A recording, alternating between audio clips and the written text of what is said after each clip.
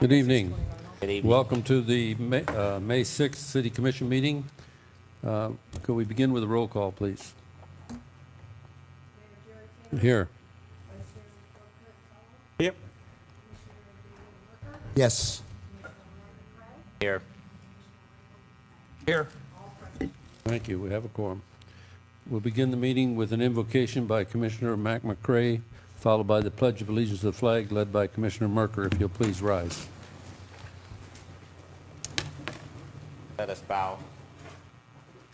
O most holy, eternal God, Lord, the creator maker of all mankind. Lord, we pause this afternoon just to tell you thank you for your goodness. Thank you for the things that you take for granted. As we look over this world, Lord, and we see devastation all over the land, we pray for our brothers and our sisters. We thank you for our meeting tonight. Let us make decisions, Lord, that will make it pleasing in your sight. Let us make the right decisions for the citizens of Boynton. And when we deliberate, Lord, let us deliberate with you in mind. And whatever decision is made, let us go out loving each other. All these blessings we ask for because you rose. In your name, amen. I pledge Pledge allegiance to the flag of the United States of America and to the republic for which it stands, one nation, under God, indivisible, with liberty and justice for all. If you'd like to join me in brand promise, it's time to take a look at Boynton Beach, a tropical hometown where the Atlantic and Florida's Everglades meet. Thank you. Do we have agenda approval? Any additions, deletions, or corrections to the agenda? Yes, please. Commissioner Merker? Yes, I'd like to add for a future meeting two subject matters. One, code enforcement, dealing with ownership of property, the deterioration of the way the property is being kept, different areas. And number two, I'd like put forth for the near future the subject matter of zoning density for districts 2 and 3. So noted. Thank you. Anything else? Are we pulling things for consent agenda at this point? No, let's wait till we get there. Okay. Thank you. Is there a motion to So approve the moved. agenda as amended? Is there a second? Second. A motion second. All in favor? Aye. All opposed? Show the motion is unanimous. We'll go to informational items by Mayor of the City Commission. Tonight I'll start with Commissioner Fitzpatrick. All right. On April 29th, I went in Boca, I was part of a sea level rise forum panel with County Commissioner Paulette Burdeck. And on April 27th, I went to, for the fundraiser for baby Emily. And then on May 1st, I went to Haiti for 5 days and got back last night at 9 p.m. And I guess I talked to Lori, and next week or next meeting we'll have a short little slideshow on it. I just got to say I went over there and I was part of the Sister Cities program, and ended up sort of promising the city of Lakai that I would help talk to the Haitian community here in Florida about helping them raise enough money to buy a used fire truck. So that's going to be one of my future projects. That's it. Thank you. One more thing. I had a email from Bob Wiseman, the county manager, and there's been a change in the attitude of the county towards the city buying the 4 acres. It's not a 180-degree turn, but it's more like 135. And so they're basically, what they're going to do now is put it formally up for sale for $450,000. If they get any bids, they're going to present it to the county commission, and but also giving the county commission aware of our offer. And if they don't get any bids at that price, then they'll accept Boynton's offer. And so that's like a 2-month time frame. Thank you for the update. Commissioner Casello. Yes, thank you. I know it's been a while, but on the 19th, I attended the Parks, Recreation and Parks Department Easter egg hunt down at the Barrier Free Park, and I just want to make a comment on that, is because it's my first Easter egg hunt, and I was quite impressed the way the staff put that together, and the hundreds of families, young families there with more hundreds of children totally enjoying themselves. It was a great event, and the Wally Majors and the staff should be commended for that. On the 24th, we attended the strategic planning update workshop between the city and the CRA at the Intercoastal Park Clubhouse. That was quite beneficial. We got some good things out of that meeting. On the 27th, I also attended the fundraiser for little Emily, daughter of one of our own Boynton officer, Jose Rivera, at the Hurricane Grill and Wings. And they should be commended for, they donated 10% of the day's proceeds to the Little Emily Fund, which is a great thing. We'd like to thank them for that. On the 30th, I attended the monthly meeting of the Coalition of Boynton West Residential Association, better known as COBRA. They had the installation of offices. It was nice. I get a chance to talk to our our county commissioners there and the county officials, and it was pretty productive.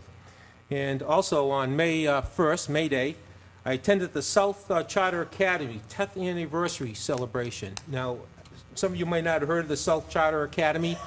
It's a great school. It's a trade school.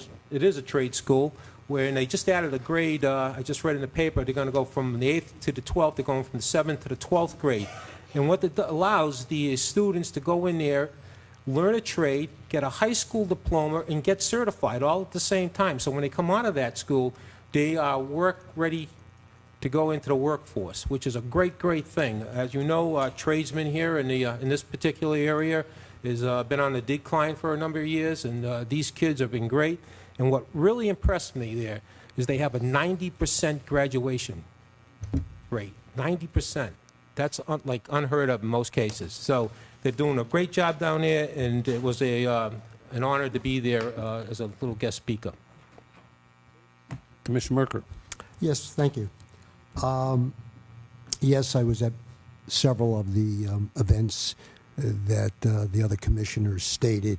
I'd just like to add one or two more, if I may. Had the privilege, the interest of going to the annual Historic Society meeting. What's interesting is learning about yourself. What I mean by that is learning about our state, Florida. Just for reference, I'm in the process of reading, and it was confirmed by this guest speaker there. There's a book out called Swamp, and it's the history of Florida. And I find it interesting because here I am, a privilege to be an elected official. But my philosophy is you learn from history, and then you move forward in the present and the future. But you need to know your history. Lastly, I'll say something as I look before me and looking at all the women. Possibly, personally, the most special day of the year is Mother's Day. My mother passed away. This year will be 10 years ago, and I wish and I pray that all of the women out here, the mothers out here, have that wonderful, healthy, happy Mother's Day. Thank you.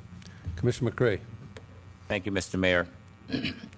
I was trying to look around and see if I seen anyone from Boynton Beach Community High School, because I'm sitting up here with good news, and I don't know why somebody didn't say it. Since Boynton Beach Community High School is an A-rated school here in our city, the choir from Boynton Beach Community High School, they came back with first place.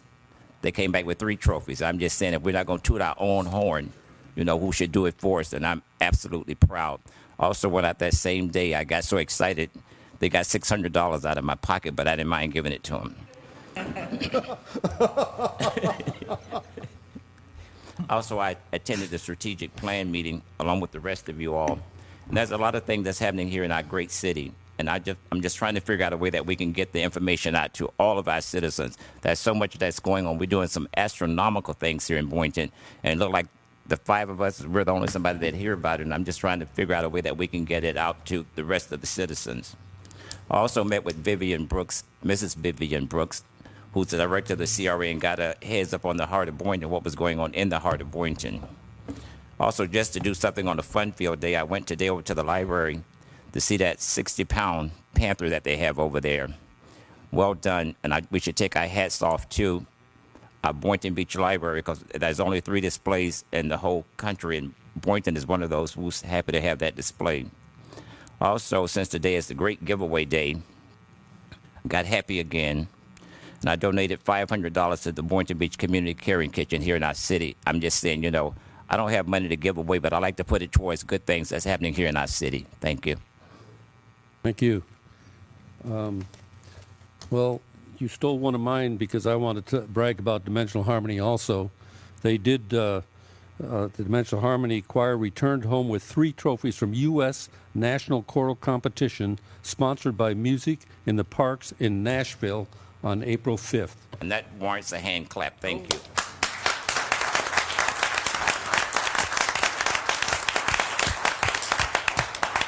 The 3 trophies were first place, best overall, and most spirited.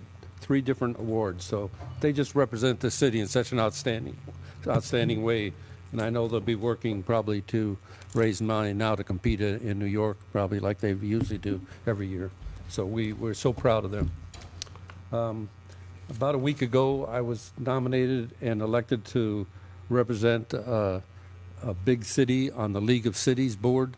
And so I'll be taking that place and replacing former Mayor Woodrow Hay, who was that.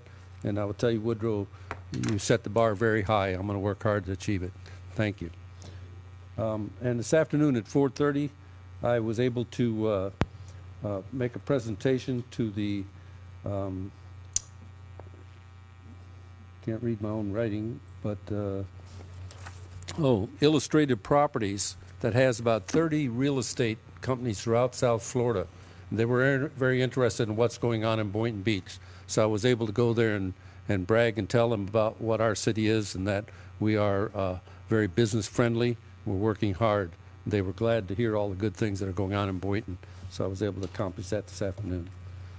That's all I have. Mr. Mayor, Anybody sorry. else? Yes, I Commissioner forgot McCray. one other thing. I wasn't able to make the funeral for Mr. Jack McVeigh, but I did make the viewing, and it was very well attended. Mr. McVeigh, I know we're going to give a tribute this afternoon to his family, but he was a great gentleman here in our city. That was the only guy that ever went to the baseball field and put me in my place. He asked me what was I doing out there, and I told him working because I was a commissioner. And I just thought that, you know, what he said to me, it just really struck my heart. I'm just saying, you know, because he said, you know, we got a lot going on here in Boynton for the youth here. And he put in a lot of hard time, a lot of work. And people don't realize when I stood there and looked at the pictures, I got teary-eyed. I'm just saying, you know, we like to stand behind the scene and brag, but this man was one of those out front that was really working hard, kicking up the dust. And that's why Boynton is a great city and one that we could be proud of because a gentleman like Mr. McVeigh. Thank you. Thank you. Go ahead, Ms. Merker. I'd like to also comment on Mr. Jack McVeigh. I'm your city commissioner in District 1. And initially, when I was planning on running and deciding to run, I had the privilege to sit down with him. He also was considering running. And he was an extreme gentleman. It was that enjoyable to sit across the table from him and talk. And the fun thing was, we didn't talk politics. We talked what we liked, what we enjoyed, and what we believed in. No, I did not know him well, but from a first and second impression that I had of him, I pray for him, and it was my privilege to sit down across the table from this gentleman. And the next business is to present a tribute to the family of Jack McVeigh. If any of the family here, they join me at this podium down here.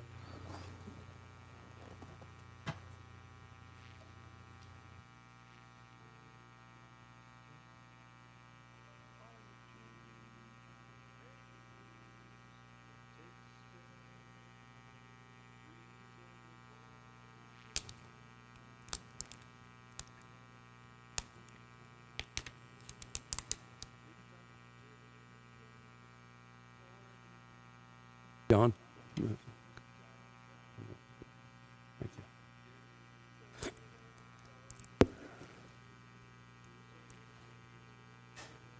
Please come down and join us. Yes. stand right there if you like. Like their face. Jack McVeigh, having led the East Boynton Beach Little League for over 15 years, was a pillar within the city of Boynton Beach, and he will be missed by the community he served with complete devotion. As president of the East Boynton Beach Little League from 1997 until 2012, Jack touched and influenced thousands of children. Under his direction, the East Boynton Beach Little League earned the title of national champions in 2003. A very proud moment for the city of Boynton Beach. After this glorious win, enrollment in the Boynton Beach Little League increased 83%. Today, due to Jack's commitment and loyalty to the East Boynton Beach Little League, there are over 700 participants who continue to enjoy the fruits of his labor. Jack not only contributed to the quality of life within the city of Boynton Beach, but also throughout Palm Beach County, directing baseball tournaments in his award-winning spirit. In addition to the leadership he provided to his teams, Jack would often be seen cutting the grass, cleaning the dugouts, and raking the fields. Jack also was an active member of the Recreation Parks Board for 10 years. Nominated by the community he cherished, he was selected as Grand Marshal of the Holiday Parade in 2011. It was obvious America's pastime was Jack's #1 pastime, but he also loved to dance and enjoyed the tunes of Bobby Darin's and Frank Sinatra. In the little spare time that he had, Jack was an avid reader of Tom Clancy novels. As a prior resident of Norwalk, Connecticut, Jack moved into Boynton Beach in 1998 and was a regional sales manager for Broward Paper and Packing. Now, therefore, it is very fitting and appropriate that I, Jerry Taylor, by virtue of the authority vested in me as mayor of the city of Boynton Beach, Florida, recognize by this tribute that Jack McVeigh had an immense positive impact on the youth and all citizens of Boynton Beach, a witness whereof I have hereunto set my hand and caused the seal of the city of Boynton Beach, Florida, to be affixed at Boynton Beach, Florida, this 6th day of May, 2014. And now, if you would, please join me in a moment of silence for the soul of Jack McVeigh.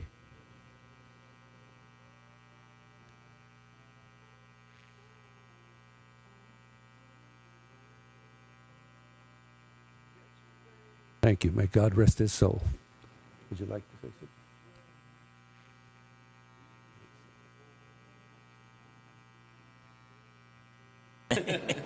Thank you very much. God bless you. Peace and faith.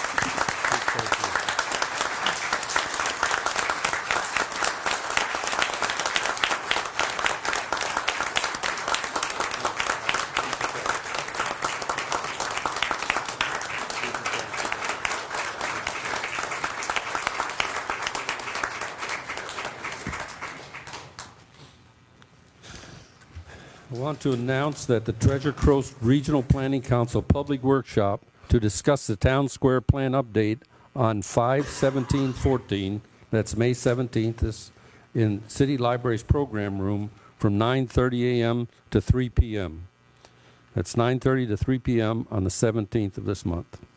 The next proclamation is for the Asthma Awareness Month. If anybody's here to receive this, you may join me here. Nobody's here? Okay. Whereas asthma has reached epidemic proportions in the United States, affecting about 15 million people, and each year 2 million people are rushed to the emergency room, and 5,000 people die from asthma.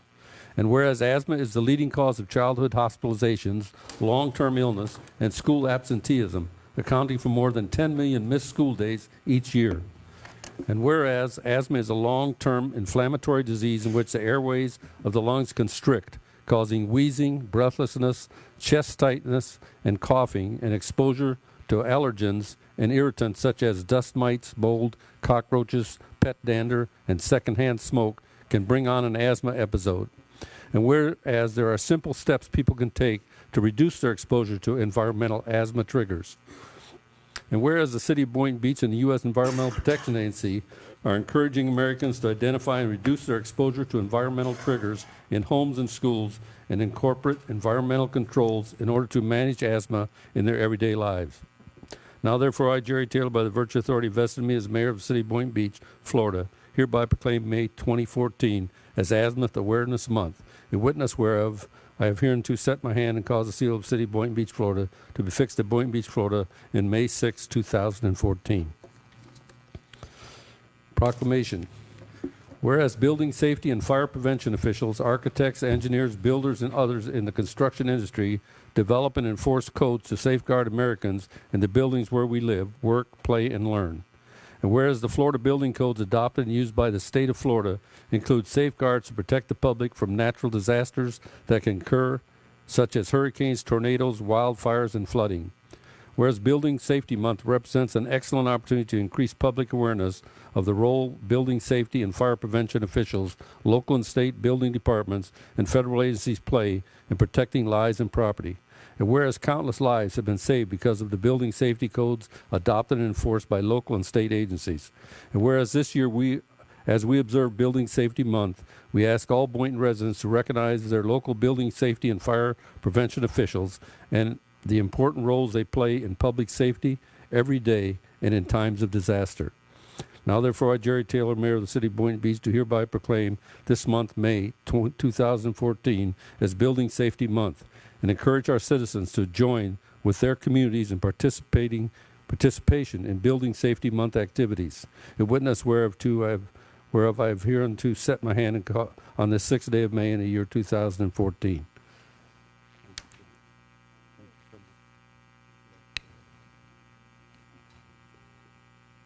Good evening, Mayor and Commissioners. We would just like to thank you for once again recognizing Building Safety Months and all the efforts that we do put into it. I am Patsy Grissom, Development Services Supervisor, for those of you who do not know me. And on behalf of Development Services and the Building Department, thank you again. Thank you.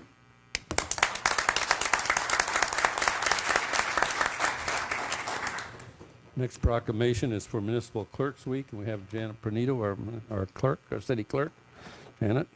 Whereas the office of municipal clerk, a time-honored and vital part of the local government, exists throughout the world and provides a professional link between the citizens, the local governing bodies, and agencies of government at other levels.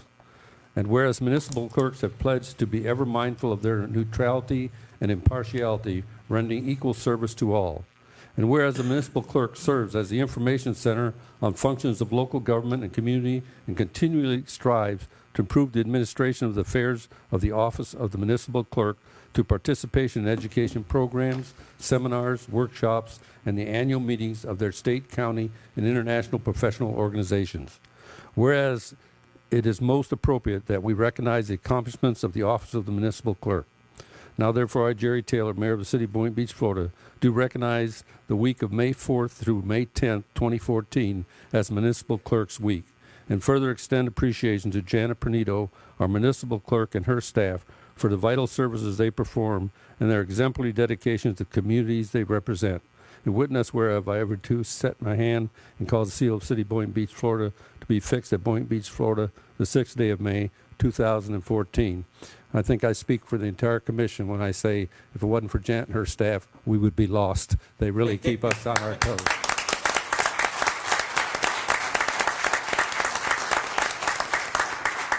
I would just like to say thank you to the mayor and the city commission for this recognition. And I do want to point out that it is the staff of the city clerk's office that keeps things running smoothly. Everyone in that department is responsible. So thank you very much.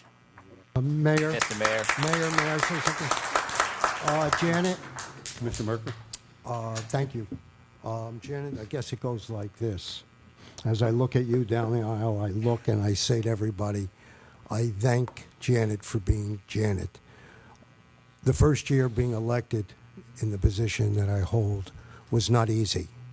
And she held me by the hand, and I don't mean literally, but she held me by the hand and gave me all the help that I could possibly ask for, and I thank you.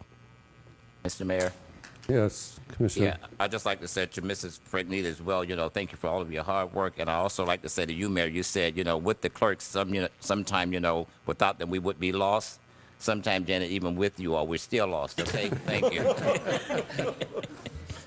You have such a style and grace, Commissioner. The next proclamation for Better Hearing Month. Hello, good evening.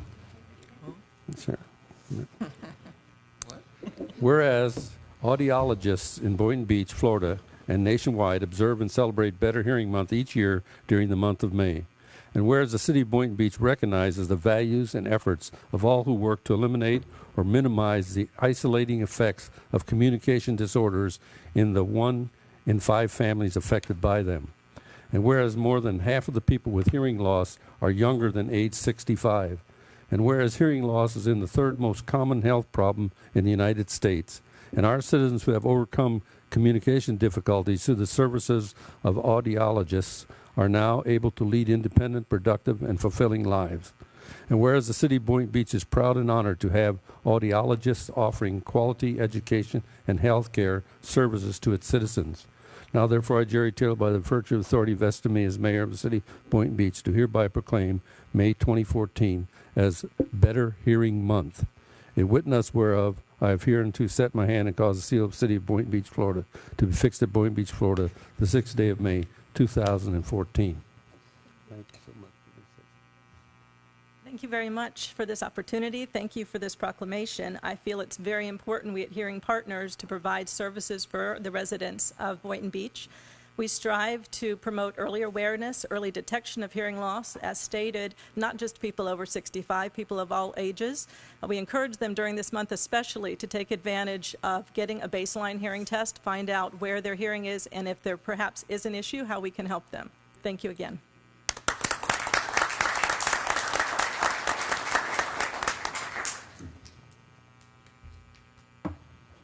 Next one is a proclamation for Poppy Day. Anybody here for represent the veterans for Poppy Day?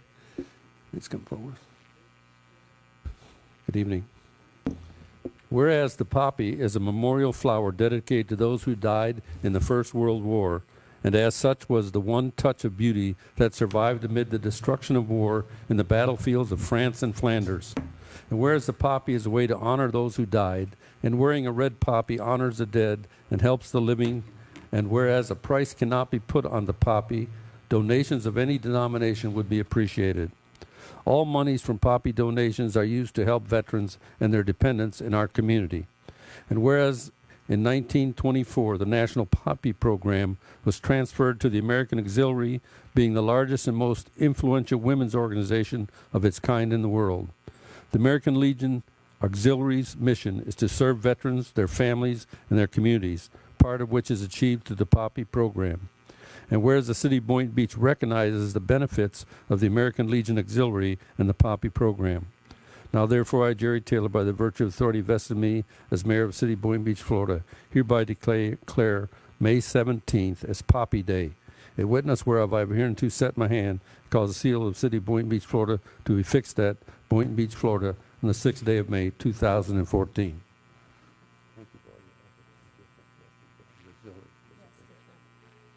Half of the American Legion Auxiliary, Unit 164 in Boynton Beach, and all of the veterans and the families that will be able to help with the money that is earned from the poppies. We all thank you very much. Thank you.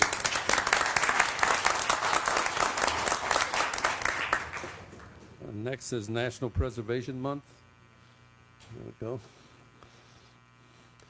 Whereas historic preservation is an effective tool for managing growth and sustainable development, revitalizing neighborhoods, fostering local pride, and maintaining community character while enhancing livability. And whereas historic preservation is relevant for communities across the nation, both urban and rural, and for Americans of all ages, all walks of life, and all ethnic backgrounds. And whereas it is important to celebrate the role of history in our lives and the contributions made by the dedicated individuals helping to preserve the tangible aspects of the heritage that has shaped us as a people. And whereas National Preservation Month 2014 is co-sponsored by the City of Boynton Beach and the National Trust for Historic Preservation. Now therefore I, Jerry Taylor, Mayor of the City of Boynton Beach, do proclaim May 2014 as National Preservation Month and call upon the people of Boynton Beach to join their fellow citizens across the United States in recognizing and participating in this special observance. A witness whereof I have hereunto set my hand on the 6th day of May in the year 2014. I would just say that the man here that does our historic preservation for us in this city, received an award a couple of days ago from the Historic Society, and we well earned. You do a great job. Thank you. Would you like to say something? Thanks. Warren Adams, Historic Preservation Planner. I have a very brief presentation here just to update you on where we are with the preservation programme that's been running for just over 2 years now. The completed projects that we've done so far, the city is now a certified local government. We achieved certified local government status just over 1 year after we started the programme. Other cities have been known to take between 3 and 7 years to get this honour. We've completed an ad valorem tax incentive programme for property owners, which offers tax incentives for the appropriate restoration of historic properties. We've added 6 sites to the Boynton Beach Register of Historic Places. We've completed a ground-penetrating radar survey of the Barton Memorial Park Cemetery to identify unmarked burials. We've completed an archaeological survey of the Galaxy Scrub to try and find signs of previous human habitation. We've submitted a number of grant applications, and we've completed the Historic District Design Guidelines. Slide. One of the main current projects we're working on at the moment is the Heritage Education Programme. We received a non-matching grant of $28,552 from the state. Our application was ranked 3rd in the state for all of the CLGs that submitted an application, and the majority of this funding stays within the city. A large component of this project is information technology, and our own ITS department is doing that work, so the grant money is actually staying within the city. This project comprises of a downtown heritage trail and a cemetery heritage trail. There'll be information boards with quick response codes on the trails. There will be an online interactive map, 10,000 downtown trail brochures and 5,000 cemetery trail brochures.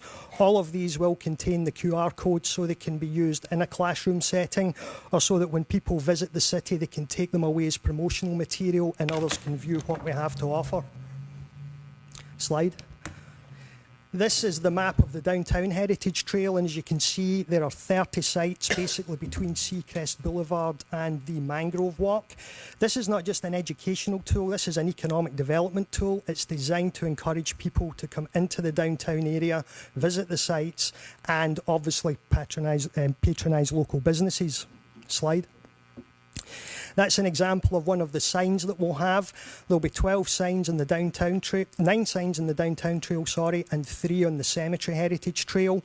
By scanning the box in the top right-hand corner with a smartphone, you'll be taken to the interactive map and interactive website element of the trail. Slide.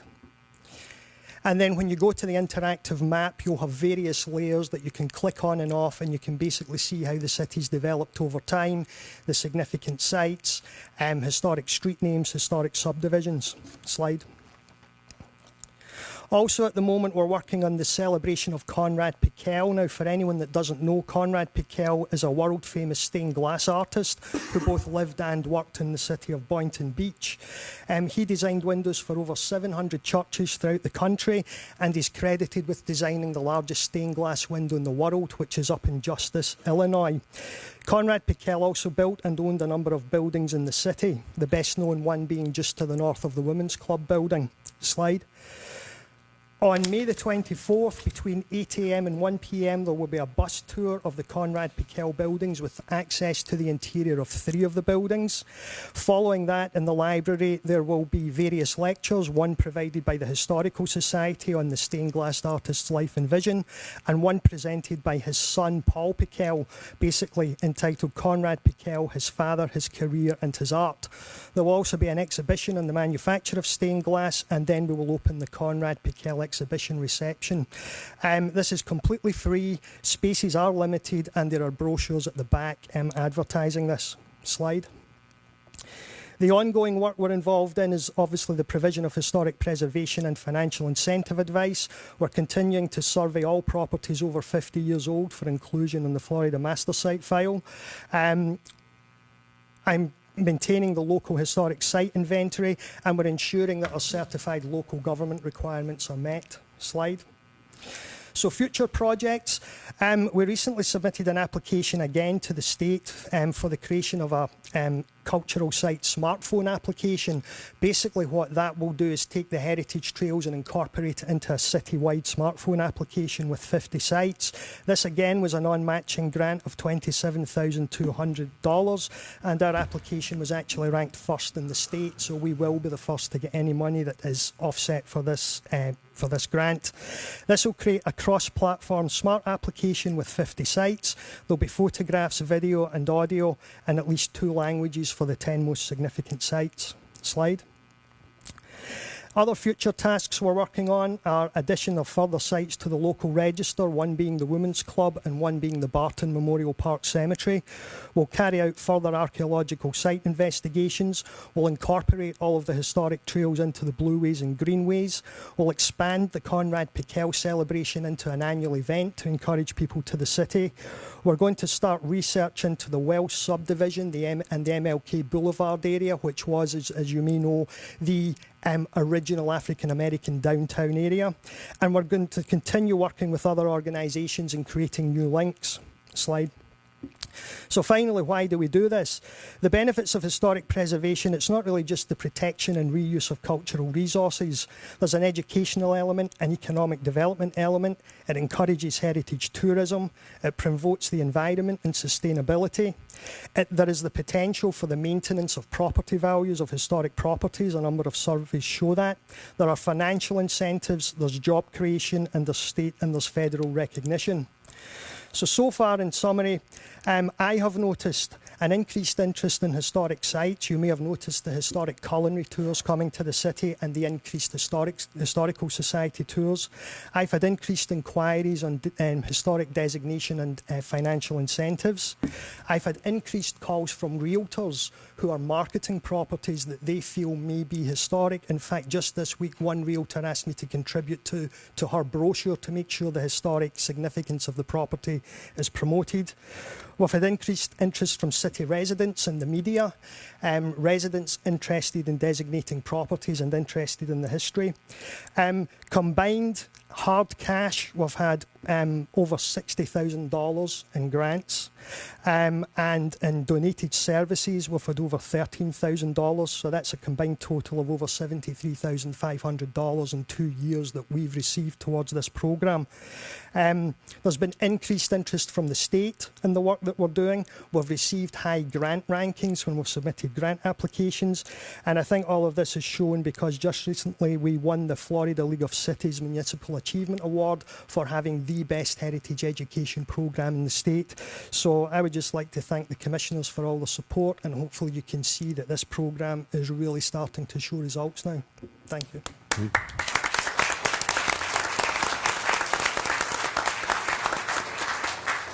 You're doing a great job. Keep it up. Thank you. Thank you. Thank you. We now have an announcement by Wally Majors, our Recreation and Parks Director.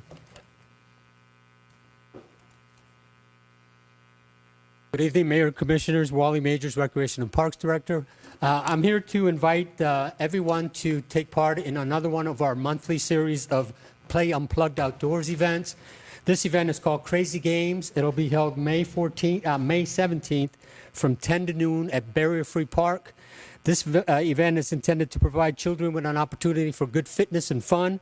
It will include jumbo basketball, the Vice Mayor's favorite gladiator game, and hopper ball, races, and much more. We look forward to seeing you out there. Thank you very much, sir. Appreciate it. Thank you. Mr. Mayor? Yes. Excuse me, since we're doing announcements, I'm just saying we need to do some house cleaning. We do have a new utilities director who's here tonight, and I'm just saying, you know, perhaps our city manager would like to introduce him because I thought he was asleep.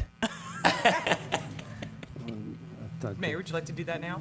Yeah, I think she was waiting until the city manager report, but go ahead. That's fine. A lot of people leave, you know, so Yeah. they need to know him now. I'd like to welcome Colin Groff. Colin, go ahead and stand up. Colin is our new utility director. He started full-time this week. We stole him from Jacksonville Electric Authority up in Jacksonville, Florida. Extensive background in capital, water, wastewater, reclaimed water, project management, utility, budget management, you name it, he's done it, and will bring some tremendous experience to our utility, and we are so excited to have him aboard, and we thank him for joining us. I think you'll get to hear from him a little bit later tonight, too. Welcome aboard. Thank you. We'll now have presentation of the annual Bob Barovi Student Citizen of the Year Award by members of the Education and Youth Advisory Board.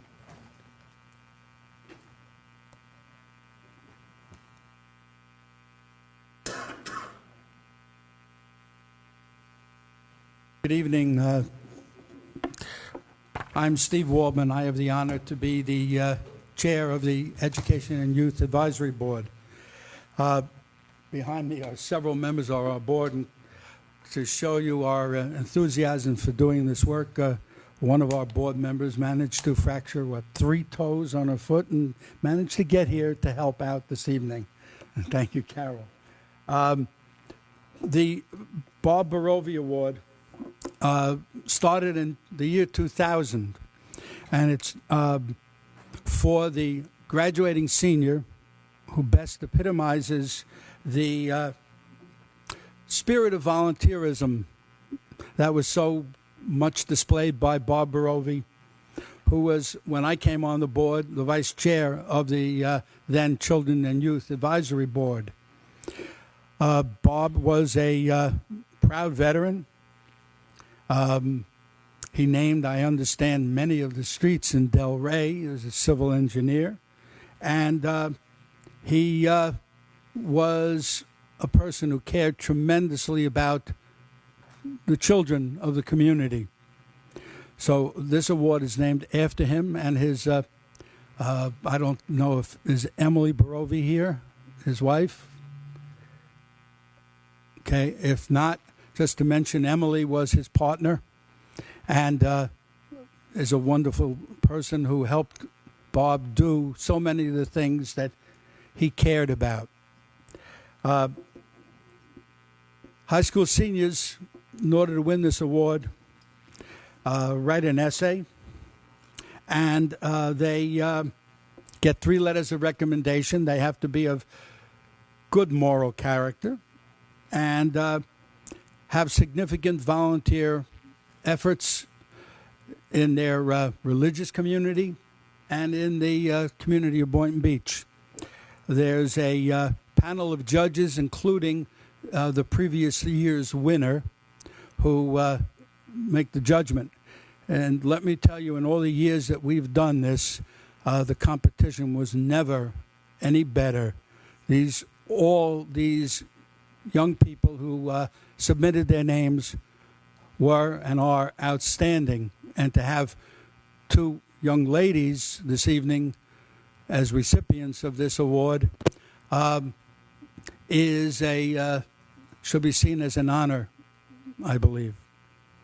The second place award this year goes to Carissa Kias, a senior at Pope John Paul II High School. Her teachers have described her as determined, committed to excellence, polite, courteous, generous, quiet leader, among a few of the adjectives that they've used. She has done volunteer service at Holy Spirit Catholic Church.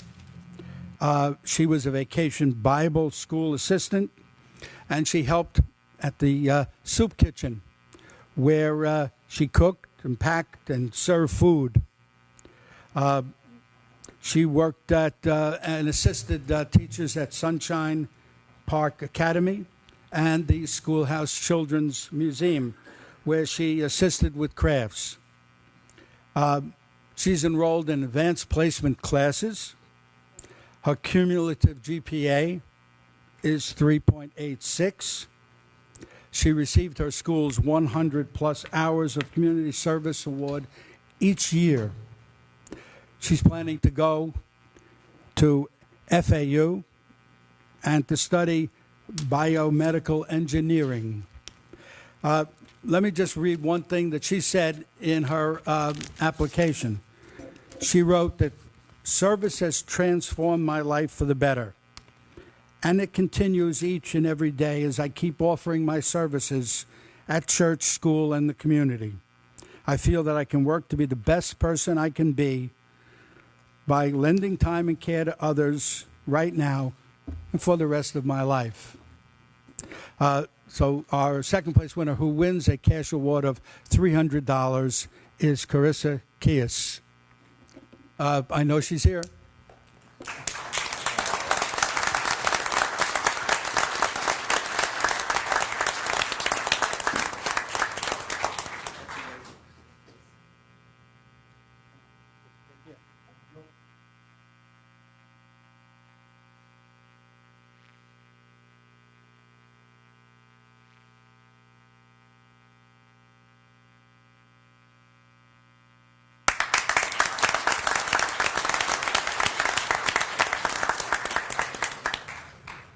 Our first place winner is the Barbary Student Citizen of the Year.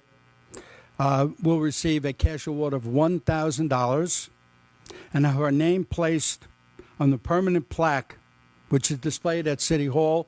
It would be displayed if we hadn't taken it off, so we could show it. Where is it now? You have it over there? Okay, well, we'll show it. This young lady is Savannah Lashley. She goes to Spanish River Community High School. She has dedicated over 400 hours volunteering for various organizations, including the Girl Scouts of America, St. Joseph's Church, Spanish River High School, and the city of Boynton Beach.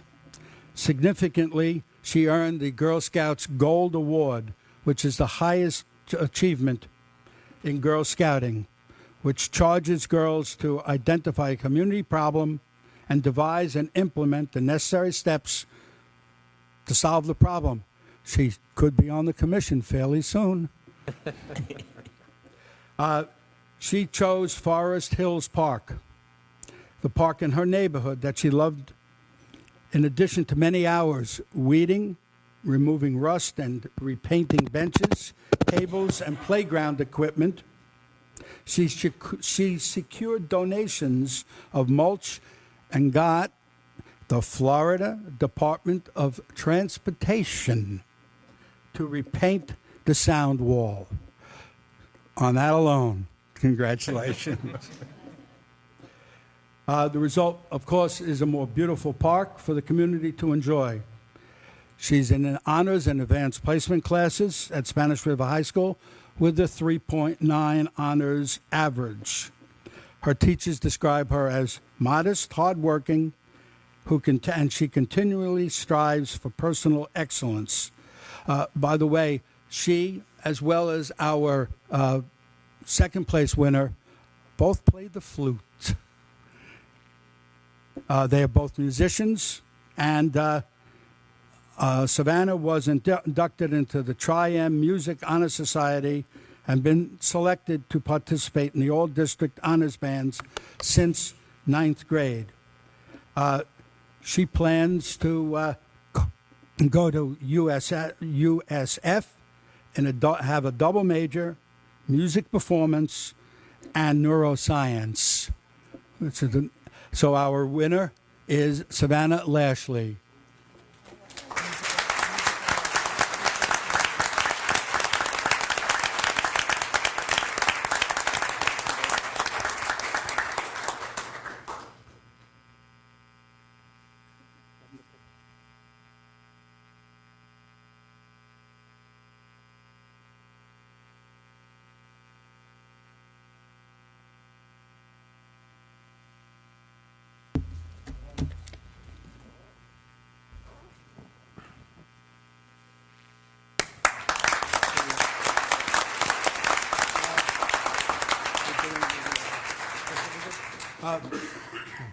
I think, Mayor, we are also doing certificates. Yes, presentation of the annual Youth Volunteer Bank Awards Right. by members of the Education and Youth Advisory Board. Thank you. Before we proceed with that, let me please just say one word about Jack McVeigh.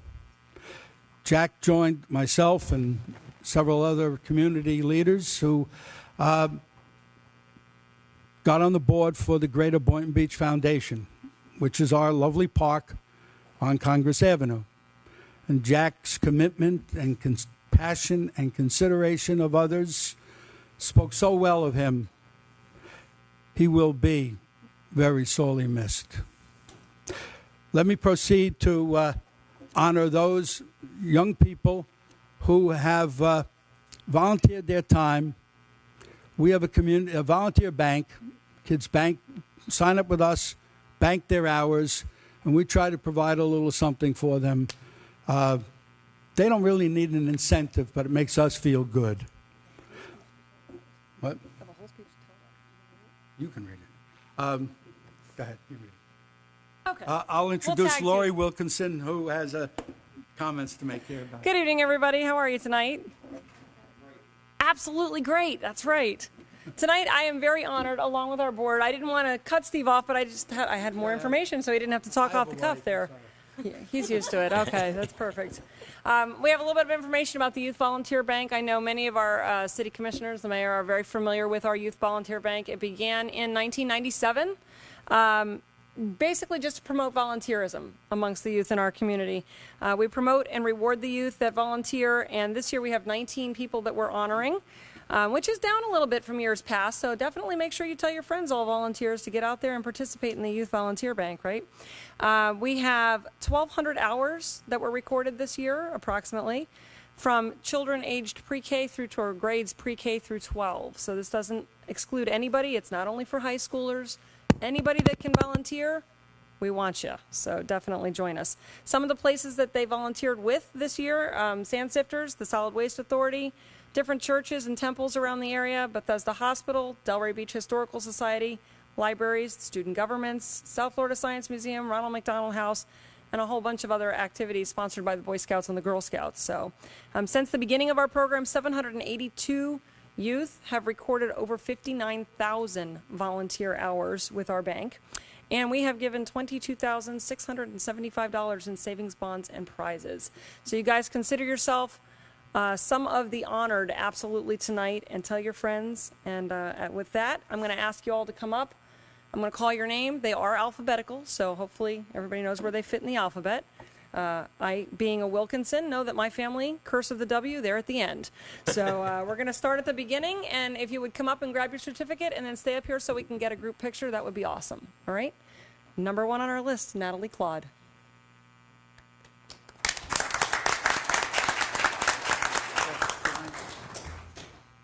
Oh, excellent. We have little notebooks that they're getting as well. So why don't you stand right over there, because there's going to be a few other people joining you. Cody Craig. Come on, Cody.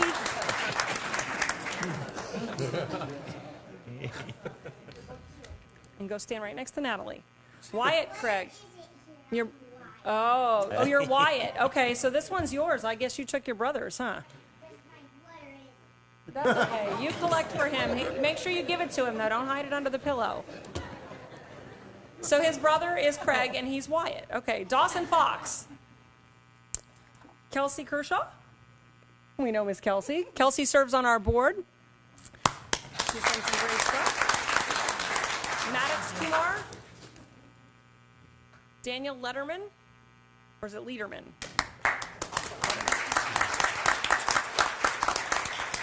Jessica Miller.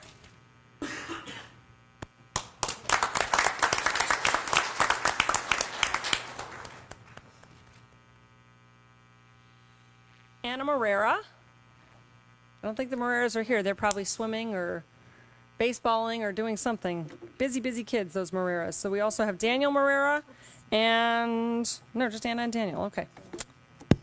Excellent. Andrew Thomas. Jeffrey Thomas. Angelica Watson Rivera. Kara Wilson. Kurt Wilson. Shane Woolley. Jessica Wilkinson. I know she's here. Thank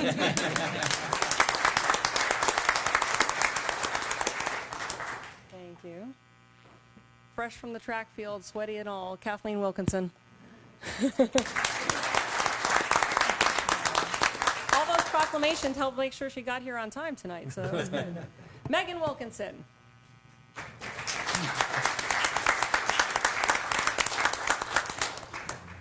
those of you standing up here, definitely make sure you tell your friends, your siblings, get out there and volunteer. You know how good it makes you feel inside. And we absolutely could use more people to help us with our volunteer bank for next year so those hours and numbers get in there.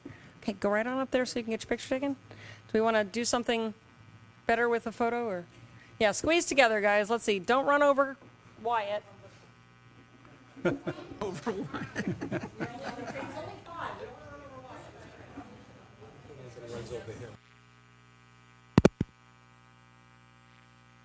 That's all right. No. That's fine. That's fine.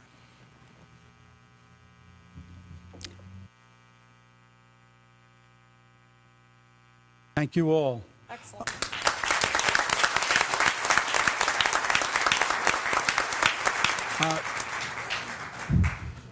What? What? Yeah. I just have two more things to mention, and I'll get off the stage here. The Education and Youth Advisory Board provides monies to the schools, the elementary schools, the middle school, the high school, for drama programs. We just donated $400 for the Poinciana Young Scientists, Young Mathematicians Breakfast, and of course the Barovia Awards.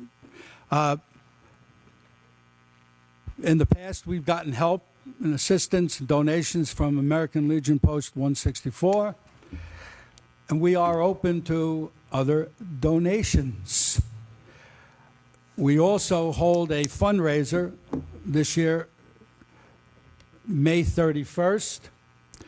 We have a shred-a-thon at the entrance of Gateway at the high school. $5 a box. Take your old tax returns from 10 years ago and get rid of them. We've raised in the past almost $1,000 each time we've run these shred-a-thons. It's our main fundraiser, and we'd like to raise more money to give more money to our young people.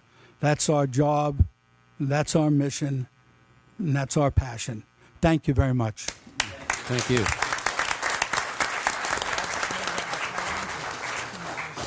Okay, we'll now move to public audience. Anybody who wish to address the commission on items not on the agenda may do so at this time. I ask you to come to the podium, give your name and address for the record. Try to make your comments in 3 minutes.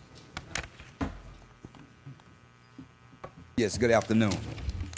I'm Minister Bernard Wright, founder of Bernard Wright Ministries and partner with Journey Church. I'm a native of Boynton Beach. I don't know if anyone really understands what's going on in respect to the... We need your address. 713 Northwest 2nd Street, Boynton Beach, Florida. Thank you. I don't know if anyone really knows what's going on regarding this historic research project. We're talking about the history of Boynton.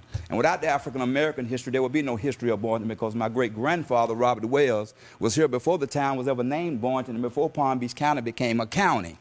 And he started and built 10th Avenue, which is now Martin Luther King Jr. Boulevard, which was originally Wells Avenue. It was the lifeline of Boynton Beach. It has been in the graveyard for more than 30 years now, this lifeline street here, and it's sad to say, without our history documented and a true orderly history of the African Americans, of these families, which the Wright family married into the Wells family, and we all from the Bahamas.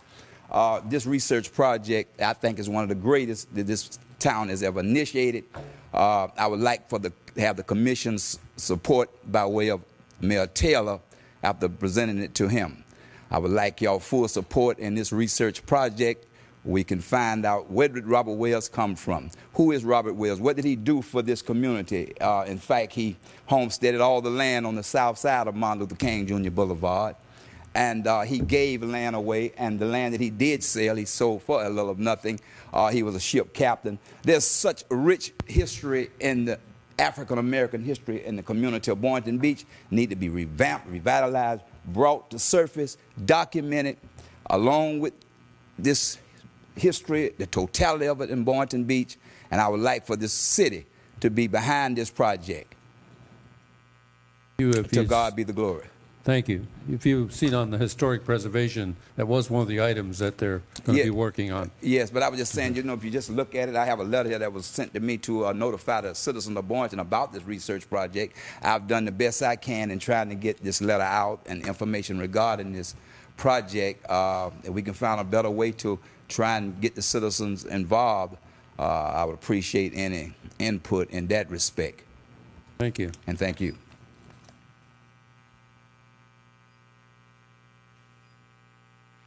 Good evening, Suzanne Ross, Schoolhouse Children's Museum. I have 3 brief topics to discuss this evening.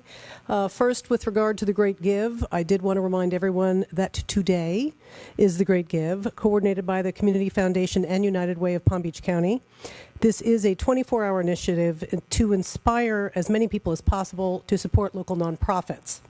As of 5 p.m. today, and I do have an update, the Schoolhouse Children's Museum and Learning Center has received, or had received, 15 gifts totaling $995. As we sit here this evening, that is now 17 gifts totaling $2,995. Excuse me, $595. Giving is open until 11:59 tonight. I encourage you to go to the museum's website at www.schoolhousemuseum.org and click on the words Great Give on the homepage to donate, or go to greatgive.org and donate to the museum as well as other organizations that you may support. As a participant in the Great Give, we are eligible for matching dollars. So the money that we earn this evening will be matched to a degree. What percentage I cannot speak to at this moment. I would be remiss if I did not take a moment to thank those in the chambers who have made a donation today. Please know we are greatly appreciative of your support.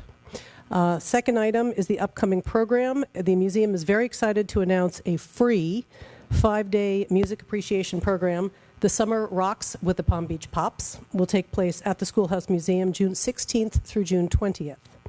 At 9 a.m. Monday through Friday, Monday through Thursday morning, the children will learn about the 4 sections of the orchestra: woodwinds, brass, strings, and percussion. On Friday the 20th at 9 a.m., the Palm Beach Pops will perform a mini concert at the museum, at the library, Boynton Beach Library. This program is free. Space is limited, and we do encourage reservations. And lastly, the museum will once again be hosting the 4th of July VIP party and fundraiser at the Intercoastal Park Clubhouse. We invite you to join us for a sumptuous barbecue prepared by Culinary Creations and Culinary Solutions, and enjoy air-conditioned front row seats to the city's fireworks display. Thank you. Thank you.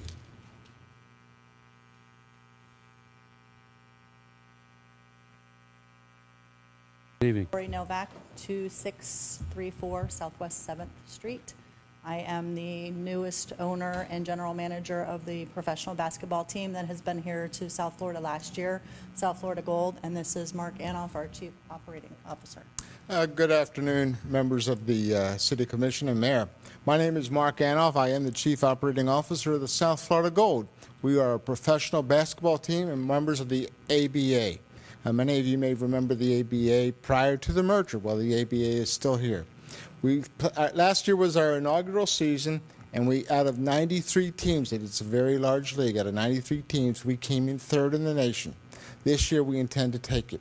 Last year we played in 3 different venues. This year our intent is to play in 1, and that will be in Boynton Beach.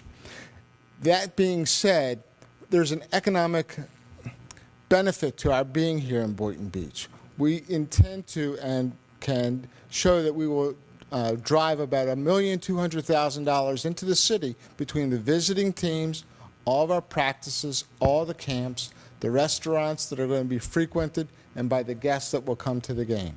So we look forward to becoming part of the community. Part of what we have between Lori and Michael Watson, the owners of the team, is a give back philosophy. So there's a lot of charities that will also benefit by our coming into the city. And we also want to maintain a relationship with the commission. So please get used to my face. I will be coming here quite often to keep you updated as to what we are doing and how we're going about doing it. We also anticipate, if not this year, next year, possibly hosting a all-star game that the ABA will hold. So we look forward to being a part of the community. We're glad to be here, And if anybody has any questions, they can find us at www.sflgold.com. Hit our info button, and we'll be more than happy to get in touch with anybody. Look forward to meeting all of you personally, and again, look forward to playing basketball here in Boynton Beach. Where are you going to be playing?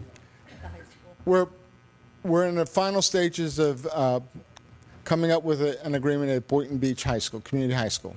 Okay. That was my question. That was my question. Okay. Thank you. You're for quite your- welcome. Thank you. Best of luck. Good evening, Mayor and members of the Commission. John McGovern, 3929 Palladium Lake Drive. I'm going to change the order of my comments because I want to pick up where the representative from Children's Schoolhouse Museum left off. I wear one hat tonight as a member of the Board of Directors of the Community Caring Center, and I communicated with everyone regarding this great give. It has been a phenomenally successful event. Looking at the big picture, Palm Beach County over $1 million in one day, benefiting 140 organizations. One day. So, again, the name of the program is Great Give, The Great Give. You have until midnight. I know I'm supposed to be talking to you, but my voice is reaching beyond. And I'm putting in a plea for the human services that are conveyed to the most needy in the community through the Community Caring Center, of which I'm a relatively new board member, but learning literally by the day about the needs in the city that are met by that organization. Secondly, in the spirit of the Supreme Court decision last week regarding prayer at public functions, the city, I know, has a wonderful set of directives, suggestions to persons who give orations and prayers at public meetings, especially the commission. We are becoming more diverse and pluriform every year. It's time to dust off those guidelines. In order that three key words from the Supreme Court case are observed here, and they are avoiding overwhelmingly sectarian prayer at public meetings. Those are the key words, overwhelmingly sectarian prayer. My recommendation is that we set up an ad hoc committee that will meet only once to make recommendations to the city about celebrating diversity in religious context. It requires insight. It requires commitment, dedication, and sensitivity. And I would be happy to participate in any such event. Lastly, I read the minutes of the October 1st meeting. And this is in line with my work with Community Caring Center. I'm aware that the city signed a contract for an appropriations lobbyist service situation back in October. Trickle down is not happening. The county got $2 million less this year than it got last year in the Community Development Block Grant. We therefore will be inheriting that lack of trickle down. I would like to know what our lobbyist in appropriations is doing for the city. The contract was for $50,000 plus expenses, and I think it's time that we hear what is or is not happening on our behalf through that contract. And lastly, please do the right thing tonight. There is no one more knowledgeable, more dedicated, and more spirited in the polity that is the city of Boynton Beach than Barbara Reedy, and I urge your appointment of her to the Historic Preservation Board once again. I wrote you about this earlier, and this is just a footnote to what I said earlier.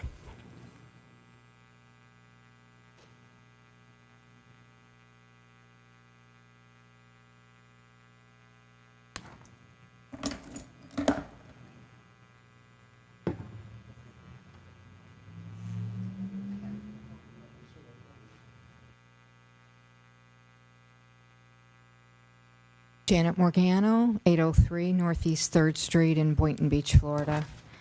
I'd like to share a story that relates to the reason that I'm here today. In the 90s, I met a gentleman running for mayor who worked in the planning and zoning department at the city of Boca Raton. He told me that cellular towers were sitting illegally on school property. I later read an article in the Boca Raton News about my son's school being slated for a tower, and so a handful of caring people, myself included, started Families for Appropriate Cellular Tower Sightings, also Families Against Cellular Towers at Schools. We went up against Sprint, Bell South Mobility, AT&T, and Primeco. We used letters back then, faxes, phones, pagers, and the power of the press. We were supported by World Health Organization, Ron Klein, Cobra, Mayor Carol Hansen, Boca Raton City Council, West Boca Community Council, the late Jeff Winnikoff, Bert Aronson, and the county commissioners. What happened was the school board settled for pennies on the dollar. They agreed with the cellular industry to construct cellular towers on school property without parents' consent. The industry snuck these towers in during the midnight hour, disguising them as ITVs. Long story short, facts stopped the cellular tower industry from erecting these towers on school property, and we helped side by side. We worked with the city and the county commissioners to write strict ordinances to protect homeowners. Now, the red light cameras are similar to these cellular towers, and we already know that they're illegal because they bypass the due process. And I forgot to mention this the last time I was here. We're innocent until we're proven guilty. The county did the same thing as the school board, and they settled for pennies on the dollar because the owner-operators of these cameras get 75% of the revenue. And the reason that I'm here tonight is that I'd like to see you hold the county accountable by asking them to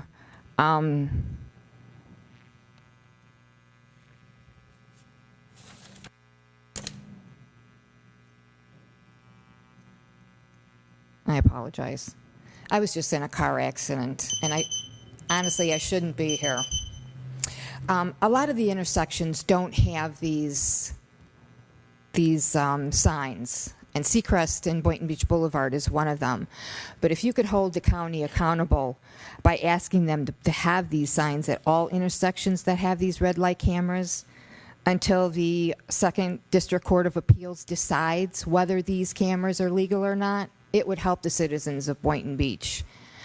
Also, the gentleman that spoke about I'm on medication. Oh my gosh, the fire engine, the used fire engine, the Habitat for Humanity on Federal Highway, the resale store, they have a fire engine for sale. If you wanted to look into that. What is your concern with the towers on the school property? That was, well, the moral of the story is if you put your mind to something, you can make changes, and that's what the small group of people did. And what I'm trying to do with these red light cameras, Britain has two different cameras. They have a camera that takes a picture of the driver. I'm not talking about the red light camera. I'm asking, you said you were against cell towers on school property. Right. Well, that was back in the 90s. The industry put these towers on school property, and they did it illegally. They didn't have the proper code enforcement, so they had to have city and county codes enforcement. Okay. Thank you. You're welcome. If that makes any sense. But if you could, Need the next person. You're out of time. okay, okay. Fine. And I botched it up again.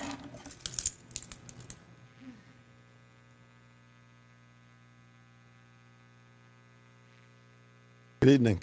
Evening. Woodrow L. Hay, 427 Northwest 5th Avenue.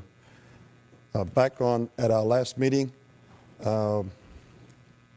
this commission voted to have a mental health advisory committee, and I just wanted to give you a very brief and quick update on where we are. It's since the time that the notice has gone out, we've had an overwhelming response. I haven't checked in the last few days, but when I did check, there were 9 names on the list already. Gerda Klein and myself took it upon ourselves to interview, at this point, 3 of the candidates. And let me tell you, we have some quality people. I've had the opportunity to talk with the Chamber of Commerce and with Bethesda. There are other people that I know of who will be stepping forward to work with us on this very important committee. We want to make sure that the committee that we're forming will show the diversity in our community of the many cultures and the many entities that we have, from clergy to hospital to business to parents who may be going through this situation. We have decided and recommending that we meet once a month on the last Thursday of each month from 3 to 4:30. Of the candidates that we've spoken with so far, it's not been a problem. We will keep you posted on where we are, but I'm telling you, there's a lot of interest out there in this, and we're looking forward to the accomplishments that we're going to be able to achieve for the city of Boynton and its citizens. Thank you. One moment. I'm so glad that you've picked up this ball and ran with it, so to speak, since our meeting where we decided to make this committee. And I know that you're providing the same leadership you've always provided in the past. With that in mind, I'd like to ask this commission to appoint you as the chairman of this committee, if that's all right with the rest of the commission. I'd like Mr. Woodrow Hay to be the chair of this committee. So moved. Second. I have a motion, second. Any other discussion? All in favor? Yes. Yes, go ahead. I'd like to know who else is on the committee and their qualifications. Well, I have a motion and second right now, and all in favor? Aye. All opposed? Show the motion unanimous. Thank you very much. Thank you. By the way, I accept. Thank you. Mark Hara, George 248 Main Boulevard. First and foremost, you just made a great decision, so I want to commend you on that decision. Secondly, the Great Give is going on today, and we have many great organizations in our city. We've talked, it's been mentioned about the Children's Museum, the Community Caring Center. Also wanted to mention 2 others, Pathways to Prosperity, who does so much for so many in our community with after-school programs, food bank, etc., as well as Neighborhood Renaissance, which helps with quality housing throughout the county and also in the area. Those 2 also. And please go to Great Give. You got until 11:59 tonight to make a donation, minimum amount $10. And these organizations, these nonprofits really do need the support, and there is matching funds, so it is a really good thing. I have a question, or I would like an update either tonight or at a future date.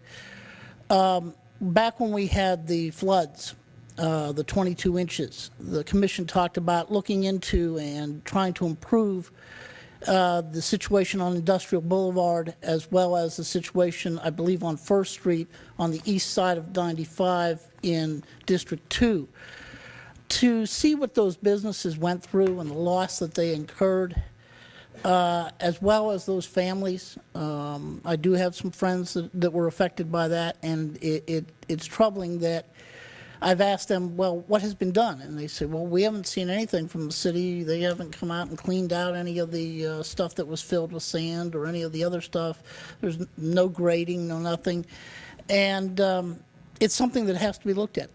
We need to have quality drainage for our citizens and for our businesses. And this is something that needs to be not just talked about, but actually something done about. We have staff that have looked into that, and we'll get an update on where we're at. Okay, thank you very much. Yeah. Mark, I think you came in afterwards. I put on the agenda dealing with the codes, dealing with cleanup of different areas, and this probably will be part of the conversation. Thank you. Evening. I'm Audrey Gerger, address 331 Northwest 1st Avenue, Boynton Beach. And I really want to talk about the high school. Is it something I have to wait till May 17th? Or can I bring it up? Make your comment. Okay, I wrote this down this time, and my handwriting is horrible, so I hope I can read it. The historical Boynton Beach High School is a signature landmark in Boynton Beach. We recently received a high recognition for the historical uniqueness of having a historical high school and historical elementary school together. Few in our nation exist together. It is time the city deliberately stops neglecting this beautiful building and start doing something to protect and maintain the importance of this structure. This important structure of our past history would never have deteriorated if the city took responsibility to protect it. May I also remind you that this sound structure has endured tremendous hurricanes, showing the protection it gives the people in the surrounding area. This historical high school is a beacon to our community. Let us make it useful again and be proud that we are protecting our historical heritage in Boynton Beach. Thank you. Thank you.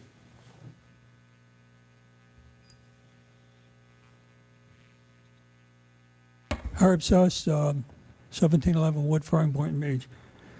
I want to start off with thanking all the commissioners up there, and they know who they are.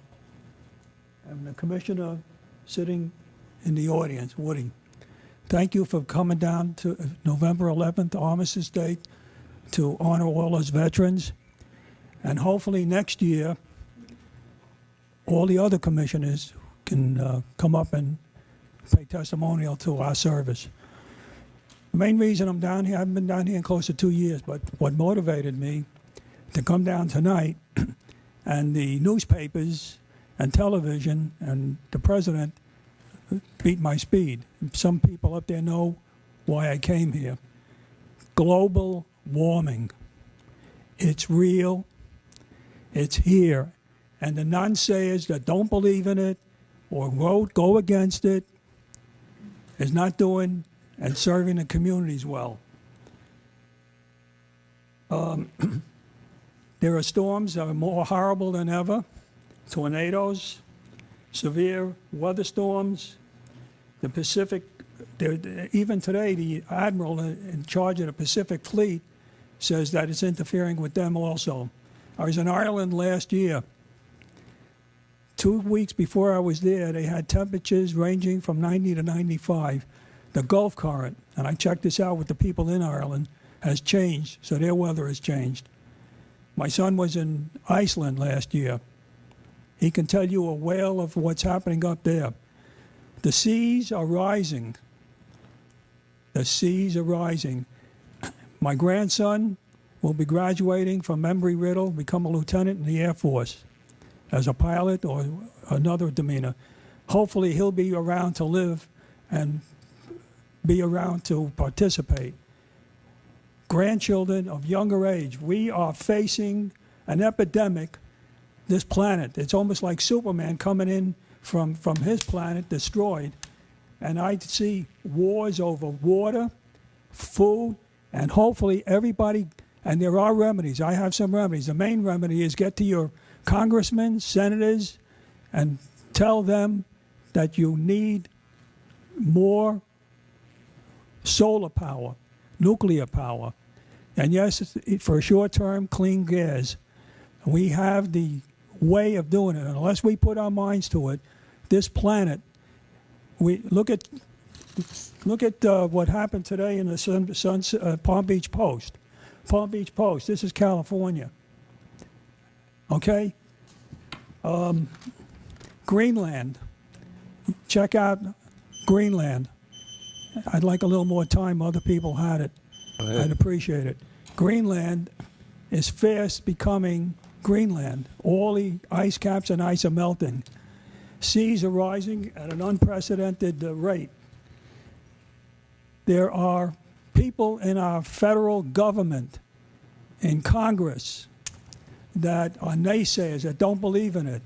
Big business, especially the ones that are in the oil and gas companies, will tell you, no, there's no such thing. Fossil fuel, got to go. I was in China several years ago in Beijing. I couldn't breathe. I came home with a severe respiratory ailment. You can't breathe. When I got discharged from the Marine Corps in Los Angeles, I stayed out there for about a year. Their smog was terrible, but it's now cleaning up. It's getting clean. We have our ways to do it, but we need the public to write their congressmen, get to their doorsteps. People, our planet is at stake. Our planet is at stake. Thank you very much for hearing me. Thank you, Fitzpatrick. Anyone else wish to address the commission this time? Seeing none, we will close the public audience and move to administrative. This time we'll appoint eligible members of the community to serve on vacant positions in the city advisory boards. The following openings exist. The Art Commission, Commissioner Casello, you have a regular appointment. We have one applicant. All right, we have a alternate who wishes to be a regular, and that's Rachel Monser. I don't know if I'm pronouncing that right. I still move to make her permanent. Is there a second? Second. I have a motion and a second. Any other discussion? All in favor? Aye. Show the motion unanimous. Building Board of Adjustment and Appeals, Commissioner Fitzpatrick, you have a regular appointment. We have one applicant, Roger Zona. I'd like to appoint Roger Zona. Is there a second? Second. I have a motion second. All in favor? Aye. All opposed? Show the motion unanimous. Historic Resources Preservation Board, Commissioner Casello, you have a regular appointment. We have another alternate who wishes to become a regular, Susan Oyer. I move that we make her a regular. Is there a second? Second. I have a motion and a second. All in favor? Aye. Show the motion unanimous. Commissioner Merker, you have a regular appointment. Yes, I do. And I'm sort of chuckling to myself because this woman I'm going to recommend, we didn't see eye to eye on many things, but you learn about people as you serve. The person I'd like to recommend, who's been on the Historic Committee, I'd like to see her as a regular, would be and is Barbara Reedy. And I need a second. I have a motion. Is there a second? Second. I have a motion and a second. Any other discussion? All in favor? Aye. Aye. Opposed? Show the motion unanimous. That takes us to the consent agenda. Anybody wish to remove anything from the consent agenda? Yes, Mr. Mayor. I'd like to pull 6B. 6B? B as in boy. Gotcha. Any others? Is there a motion to approve the consent agenda with the exception of 6B? So moved. Second. Have a motion second. All in favor? Aye. All opposed? Show the motion unanimous. Commissioner McRae, item B, accept fiscal 2013 budget status report of the general fund and utility fund for the 6-month period ending March 31st, 2014. Thank you, sir. The reason I had this pull, I like for Tim, who's over our finance, to let the public know what we're doing. I'm just saying, we read the backup. I'm just saying the public needs to see this and hear it. Okay. Tim Howard, Director of Finance. The agenda item just shows the financial status for the first 6 months of the year and how it's comparing to the budget that we adopted last September. So what it's showing is that our revenues are trending at about 69% of what we budgeted, and the expenses are trending at about 58% of what we budgeted, which is fairly normal and consistent with previous years. We get our tax dollars in the beginning parts of the years, and we pay some of our expenses in the beginning part of the year, and it includes the encumbrances for the rest of the year. So currently, we're operating in the general fund at a $8.6 million excess of revenue over expense for the current year. But caution is we've collected a lot of our revenues up front. So we're trending similar to last year, which means we're on track with what we estimated on budget for the revenues and for the expenses. And the utility side is doing roughly the same as far as tracking pretty similar to last year. Their revenues are collected at about 53% at the end of March, and the expenses are tracking at, if I can see this number, 50%, I think. It looks like 50%. And that's almost on target from last year. And so they're operating at a pace of about $1 million excess revenue over expenses. So that's a brief. Does that explain what? Word. As long as the public heard it. Thank you, sir. Okay. Motion to approve. Thank you. Is there a second? Second. Have a motion second. All in favor? Aye. Aye. Show the motion unanimous. Takes us to bids and purchase over 100,000. Approve utilizing Excellent Water Solutions USA, Inc. for purchase of pumps, parts, and service as a sole source vendor of FLYGT pumps, parts, and service for the fiscal year 2013 through 2014. Is there a So moved. motion? So moved. Second. I have a motion second. Any discussion? All in favor? Aye. Aye. Show the motion is unanimous. Takes us to City Manager's Report. Proposed Resolution Number 14042, establishing the Energy Edge Energy Efficiency Rebate Program, utilizing funds collected to the city's green building fee. Thank you, Mayor. We just wanted to take a moment to present a new program that we're recommending as part of our Climate Action Plan initiatives as well as our economic development initiatives. Nancy Byrne, our Development Director, is going to present that to you this evening. Good evening, Mayor and Commission. Nancy Byrne. I have the privilege of serving as your Development Director. The program before you tonight is gathered from best practices taken from the city of Fort Lauderdale, Winter Park, West Palm Beach, Volusia County, and Kissimmee. And we've kind of married programs that were successfully implemented in those communities and come up with a unique program for Boynton Beach. It doesn't have a heavy funding level, but if it's successful, maybe we'll be back talking about different ways to continue to fund this type of program. In a nutshell, the program would start on June 2nd. It is for both owners of residential property and businesses. And it offers energy rebates for a variety of devices that would help to conserve energy capacity. The owners must complete an FP&L energy survey, and they must submit receipts to show the investment. If it is a permittable event, they must come in and secure building permits. So they would get 50% of the cost up to a max value that varies from between $100 to $1,000. The $100 maximum is on programmable thermostats. There's a couple of things in the middle. The max 1,000 is on air conditioning systems. So this helps both residents and commercial business owners. And then the other element that we've incorporated into our program that's a little bit unique from some of the other programs is that if a business or a residence wants to obtain a green certification, either the U.S. Green Building Coalition, the Florida Green Building Program, the ICC, the International Code Council Green Building Programs, the city would supplement their registration fees for those certifications once they have achieved the certification at the level of $500 for a residence, $1,500 for a commercial or a multifamily unit, and $2,500 if it is a full site development, which would encompass the structure and the environment around the site. So that's the proposal we have in front of you, and I welcome any questions you have. I have one. Yes, sir. Commissioner McCray. Thank you. My concern is how are we getting this word out to the public? We have, if you looked at the program, we have a marketing plan in the back. We'll be doing some brochures, press releases. We'll be going around to different homeowners associations, speaking it up. We'll get the materials out in every possible way we can through our social media. Right. See, we know that, but the public don't know that. Right. That's what, we get backup. They don't get backup. Gotcha.